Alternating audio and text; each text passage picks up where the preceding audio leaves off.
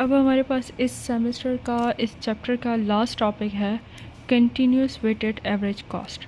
ठीक है, ये थोड़ा सा ट्रिकी है, आप लोगों को तसल्ली से सुनना है, हर चीज़ नोट करनी है, ये थोड़ा सा ट्रिकी है।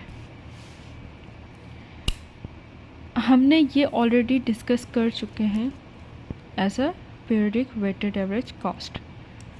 अब कंटिन्यूस में क्या कहता है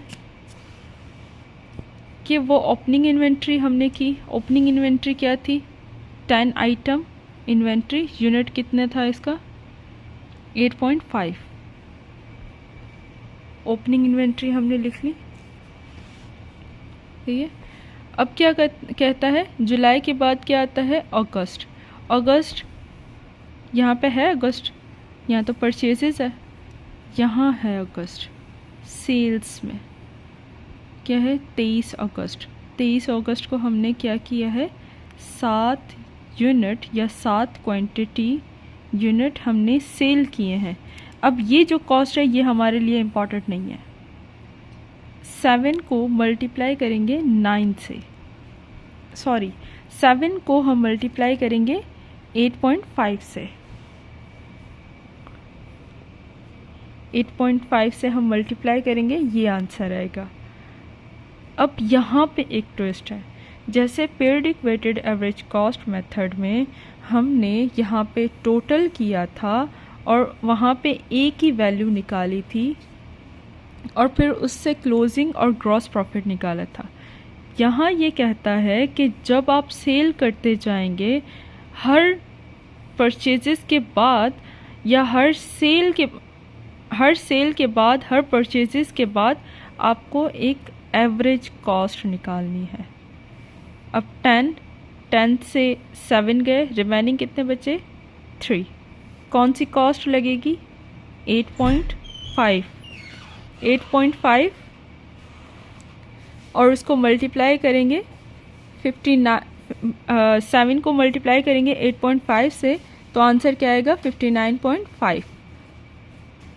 इनको लेस करेंगे 25.5 आएगा और यहाँ पे कितने यूनिट्स रह गए? 3। अगस्त के बाद क्या आता है? अक्टूबर। अगस्त की कोई और ट्रांजैक्शन नहीं है, उसके बाद आता है अक्टूबर। अक्टूबर में क्या है? 14 अक्टूबर को हमने परचेजेस की है, क्योंकि ये परचेजेस का अकाउंट है। हमने यहाँ पे परचेजेस की है 15 यूनिट्स। कितने के हिसाब से? 9 के हिसाब से। तो यहाँ पे हमने 9 किया, इन दोनों को ऐड करना है, तो क्या आएगा? 160.5 और यहाँ पे कितने यूनिट्स हो गए? 18। अब क्या करना है? मैंने क्या कहा कि continuous weighted average cost method में क्या होता है कि हर परचेजेस के बाद हमने एक एवरेज कॉस्ट कैलकुलेट करनी है। 160 डिवाइडेड बाय 18, तो आंसर क्या आएगा? 8.9। ठीक है, अब अक्टूबर में कोई और ट्रांजैक्शन है। 14 अक्टूबर के बाद क्या आता है? 20 अक्टूबर, ये भी इसी डेट में आ रहा है। अब 20 अक्टूबर को हमने सेल की हैं। यहाँ पे डेट्स का देखा जा रहा है कि कौन सी डेट पे क्या हो रहा है, हमने डेट के हिसाब से कैलकुलेट करना है। अब 20 अक्टूबर को हमने सेल की थी, कितने यूनिट्स? 10। एज यूजुअल जैसे हमने यहाँ किया था, 10। और यहाँ पे कौन सी वैल्यू लगेगी? ये वाली 8.9। सेम कैलकुलेशन होगा। रिमेनिंग 71.5 और यहाँ पे यूनिट्स कितने बचेंगे? 8। फिर आता है अक्टूबर, फिर आता है नवंबर। नवंबर में क्या किया है हमने? 22 नवंबर को हमने 25 क्वांटिटी यूनिट्स खरीदे हैं, जिसकी प्राइस है 9.2। टोटल कितना है? 230। हमने वो सेम लिखा है। 22 नवंबर परचेजेस की हैं 25, क्वांटिटी प्राइस ये है पर यूनिट के हिसाब से, और 230 इनको हमने ऐड कर दिया है। यहाँ भी हमने क्वांटिटीज़ को ऐड कर दिया है। यहाँ पे एक न्यू वैल्यू आएगी, हर परचेजेस के बाद एक new value average quantity per unit आएगा। 301.5 डिवाइडेड बाय 33, 9.1। 22 नवंबर के बाद क्या आता है?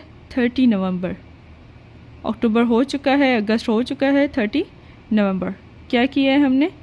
15 यूनिट सेल किए हैं। यहाँ पे हमारे पास कितने यूनिट्स मौजूद हैं? 33। 15 यूनिट्स किस हिसाब से बेचेंगे हम?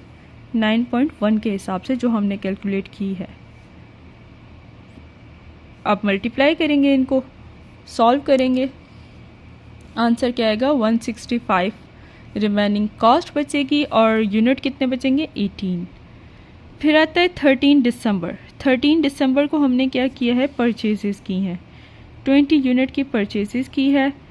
9.5 190, ये सेम एज इट इज़ मैंने वही लिखा है।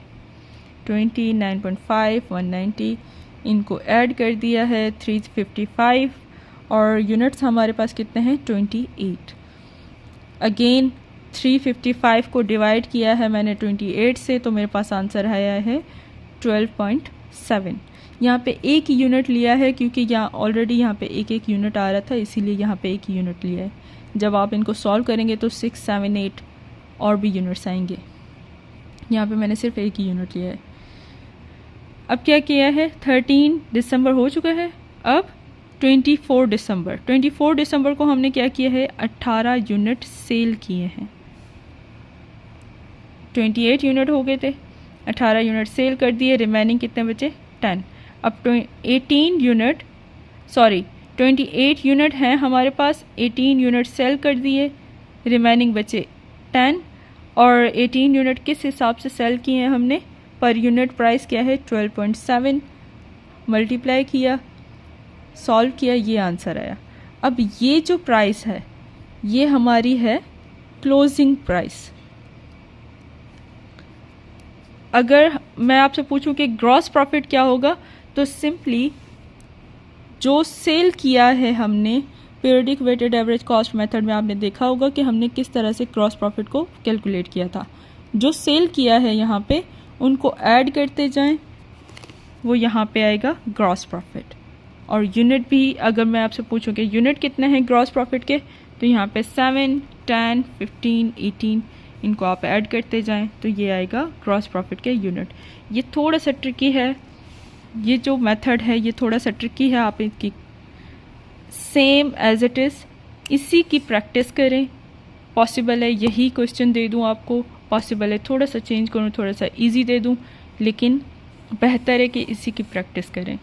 लीफो भी इसी में से करें, फीफो भी इसी में से करें, periodic weighted average cost method भी इसी में से करें और कंटिन्यूस वेटेड एवरेज कॉस्ट भी इसी में से करें। और ये दोनों पार्ट हैं एवरेज कॉस्ट मेथड के। थैंक यू, अल्लाह हाफ़िज़।